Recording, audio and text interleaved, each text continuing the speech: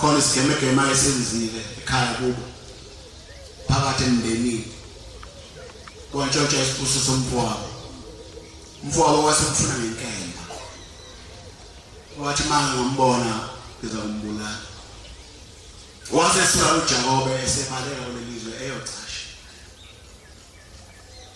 ithi imali wahamba wathi maye esendleleni wayesefuna ukukhathala kwase kushwa naphambili kabe sabona ngiyacabanga amathusha engekho ngalo sikhathi ngishonto zazingekho akabe sabuza wenze njani wayesehlala phansi wayesebona intshe kwakuyindawo nje fana nezinye indawo engelutho wayesebona intshe wasedoza intshe wasecamela kulo ithi wathi ma eselele ebusuku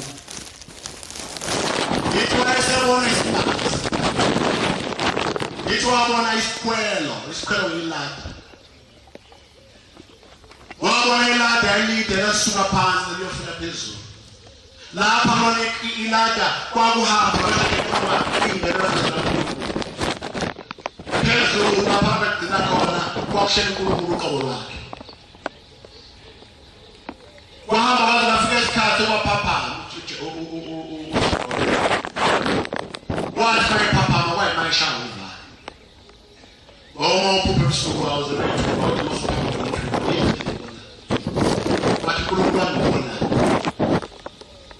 ngiyawathanda kodwa amazwi awakhulumayo uthi ngesikhathi ngilala lapha ngilale ngoba le ndawo ifana nendawo zonke kuthe mangifika lapha ngafikelwa ukozela ngafuna ukukhathala ngathi ngiyahlala angihlala ngokukhona isinga esithesingihlalisiwe kodwa wafika ihlale uthi bengazi ngiyanti ukuthi njengoba ngihlala lapha nje ngihlala eminyango yezulu bengithi le ndawo engihlala kuyona indawo efana nazo zonke nje indawo kodwa manje uNkulunkulu usengiphenyele wangivezela le ndawo manje ayifani nezinye indawo yayinegama le ndawo okuthiwa iluzi uthi kusukela namhlanje ngizoqamba ukuthi mayibhethele ngoba yilapha ngihlangana khona uNkulunkulu kanti le ndawo emnyango wezulu ufana abantu abangapha kugoli bedlala phezulu mhlawumbe bedlala amabhola bekhahlela benza yonke into bengazi ukuthi kanti lapha ngaphansi lapho bedlala khona kukhona umcebo kukhona igolide ngaphansi babengazi nabantu ababekhona ekhinde babedlala amabhola benza yonke into bengazi kodwa ngaphansi kukhona idayimani babengazi badlala phezulu komcebo nale ndawo lapha ebusheni njengoba silapha nje nale ndawo eseJudiya njengoba siyeJudiya nje nentaba umhlangano intaba yenhlangazi uma uzibhekana nendawo ziyefana nezinye indawo nezihlahla ezikhona bese phansi kwazo ziyefana nezihlahla zayo yonke indawo ikhona ingozi uma ufika la usuqala zibuka lezi zihlahla uthi lezi zihlahla ziyefana nezihlahla zangakithi le ndawo iyafana kanti iminyango wezulu ngoba uNkulunkulu akwazi basivezele ngoba mhlawumbe masiveza ufike sife mayifika la afika thale endaweni efana nje nokuganga kwami ngikwenza ekhaya noma yini yami enjani endweni ngayenza ngoba kuyafana nje kunoma kufika ithuba ngoba umnyango wezulu usuke usumi uqonde bawungena ngaphakathi ezweni awungeni kanje awungena igole eziko besiqhubile ugqoka amabhuluko elithathiwe no time uma uzongena ezweni uqala izile ethule iqala uthi mnika lo msebenzi thina sikafiki kulolonzwe lokwenama lapho ngakhanyisa ilanga lomkhathi usuke umi emnyango wezulu wahamba kufika isikhathi lapho kukhala khona izinto zesonto uNkulunkulu sephakame emnyango zasemnyango wezulu ethi akuhamba uyoyiqala ukuthi ngingalunga yini uma uthanda ukuya kulomnyango wezulu lapho uyaya ungathanda futhi awuyi nakhona lapho kwathi sikumhlangano omkhulu kangaka nje njengoba sivela kuJuly nje njengoba sihamba siya kuOctober siyafika isikhathi sokumenyezwe hamba uye esontweni manje uma uthanda uyi uma uthanda uya futhi akekho ukubuza umhlaleleni kodwa khona ususemnyango wezulu zikhona ikhathi ezingelapho kuphume khona uyelapha ngaphandle uthi mawusubuya ngamoto hamba ukhanyisa ngamathoshi usibona kodwa lokho engikubona akukhona kwezizulwini basuke emnyango wezulu ngabe njalo abantu ithi ingoma engivula ngayo lapha ngiyohamba ngikhathele ngiyahamba ngale izigcizo eziphinde kathathu ngiyakuleyo lizwe nama kungenzeka ukuthi mhlawumbe umuntu ukhona lapha njengoba uNkulunkulu wasephakade siphe isikhumbuzo emzini wakho oyingcwele oyingcwele wasephakameni kuthi njengoba mhlawumbe bengilapha sokulesi isikhathi mhlawumbe lo muzi akakafiki kuwona zathi mase kufika isikhathi insuku zami zokuba ngedlule emhlabeni nami bese ngikubona ingoma ukuthi ngiyahamba ngikhathele abantu bangazi kanjani ingane lo muntu besifanayo ebuhleni na yini manje wasefanzima abe safikana kanti mhlambe ngifela ngiyami inhliziyo akazifike khona uthi ngiyahamba ngikhathele nasemathempelini esikuwo sonda khona zonke izinto kodwa uNkulunkulu anandaba kakhulu nomzimba nendaba nenhliziyo uma usuku khona phakathi nenhliziyo yakhe isikhona ufuna kunyawo akasafike sasisonise kude ngoba inhliziyo yakhe akazingene khona ngiyakulelo zonke nawo masangu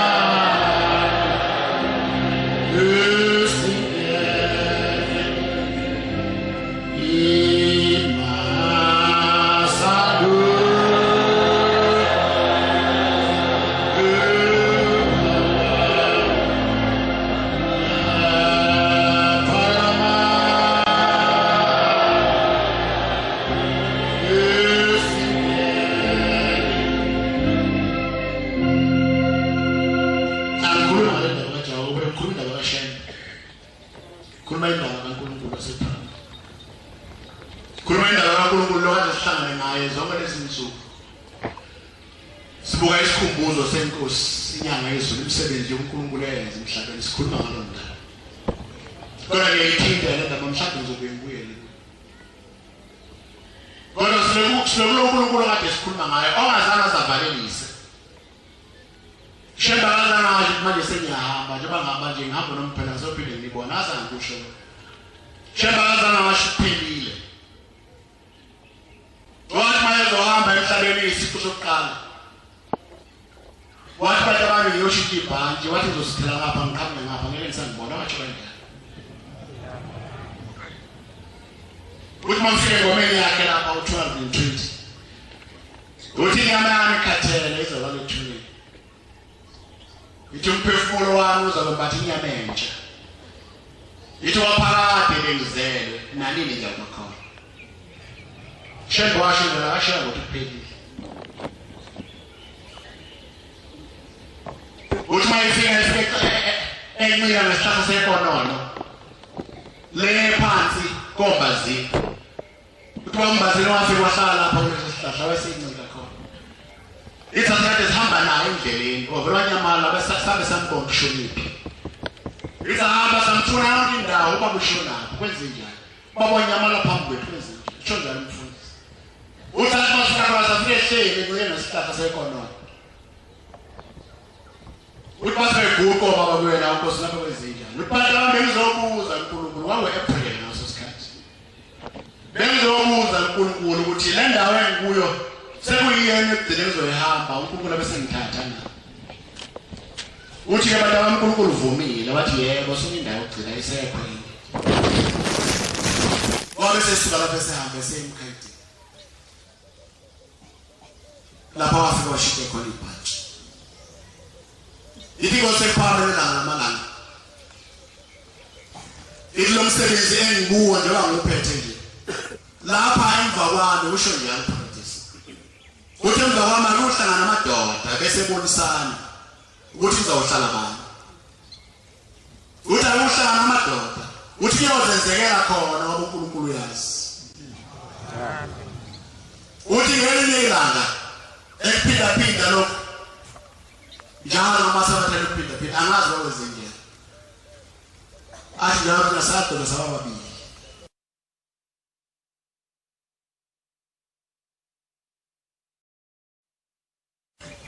Shemba kaza afa. Khuluma ngawo Shembo njalo. Shembo yedwa uzobena namhlanje. Ithi Nkosi inyanga yezulu eJudea. Ithi anazi kwenze njani. Ithi nyethu esibhala isiphambano ngazi isiphambano sesibhala.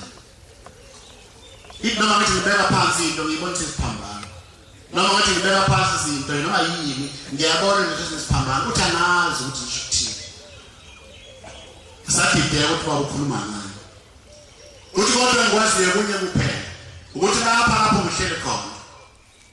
Oyohlala khona emva kwami. Uyodlula kulezi zami izandla waseyiphakamisa. Wathi nami futhi ngiyomthanda. Selo shebe namanye khona. Dola bashilo Nkosi ifana. Ilo shebe khona insizwa yasemanzimeleni. Lapha eGBC.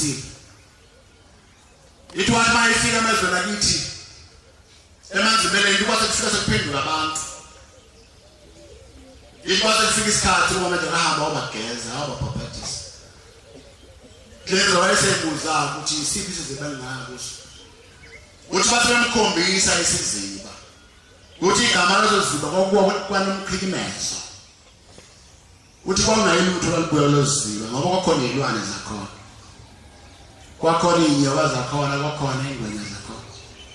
Uma ufuna ukuphapathisa Nkosi hamba uye lapha. Uthi bakukhona abantu phakathi kwabantu ababethe uma ushembeka wangena lapha nomkhikimezo waphuma ephila nathi siyekhetha lenkosi. Uthi kodwa umzimela labo bantu iningi labo besho njalo noma seyiphumela bazange bayikhethe inkosi. Bayihlanga nje khona lapha. Uthi kodwa ufika lusuku uthi kwasekiwa khona. Kuyicoka kahle ngoba icokolo yise noma uyise mkhulu uyayazi. Uthi wayesefike sema ngaphandle kwesiziba sakwana umkhikimezo. Uthi wasebantu abamasithandazi. Wasethandaza wathi waseqedile wathi baningazi besiziba. Njengoba ngilapha nje ngizogeza abantu bakaNkulunkulu. Ngiyacela kini ngoNkulunkulu angiphongithumele ukuba liphume lesiziba. Uthi umzimela babekhona le ndaba engikhulumayo umuntu ohlakaniphile kahle. Umuntu ohlakaniphile nofundisiweyo. Unobashe ekhanda lakhe athi lokhu okukhuluma umuntu engayazi uyabhede. Indaba yashela njalo mayikhulunywa isikhathi bayathi lo muntu ungenwe yini uyabhede lo muntu. Kusho nabantu abafundayo iBhayibheli. Kusho nabantu abaziyo indaba kaHezekeli lelina. Kuthi uHezekeli wathi hamba esigodini yena ngasamathambo omile. Wathi fika izwe phambi kaNkulunkulu. Lathi memeza uthi mathambo omile yohlanganana. Wathi fika sema wasememeza. Wathi wakhona umsindo obugugugu lapho. Inyama ibuyela enyameni umsipho ibuyela emsipheni igazi libuyela emthanjeni bavuka abantu bamangeni. Kodwa uma ukhuluma indaba kaShembe athi into engekho leyo umbhede. Yayilungile ngesikhathi yenzeka kwezekile. Yayilungile mayenzeka kwaJuda. Yayilungile mayenzeka kwezinye izizwe. Kodwa ayekho omnye ongayenza yabheda uma ukhuluma indaba kaShembe. Uyelo uNkulunkulu osendolo esikhuluma ngayo. Uma wenzeka kwezekile namShembe futhi kuyenzeka.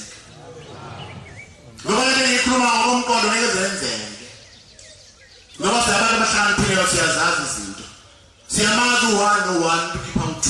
Kodwa bese siyakhohlwa ukuthi izinto ezingenzeki kubani kodwa ziyenzeka kuNkulunkulu. Uthi wafika wamaphezulu wesiziba wathi banikazi besiziba ntelo baniphuma. Uthi sasenyakaza isiziba. Uthi bathi behlehla abantu. Baqala abanye bathi kodwa Nkosi besiyaphi. Baqala abanye bathi awusasayishiya ingane zethu.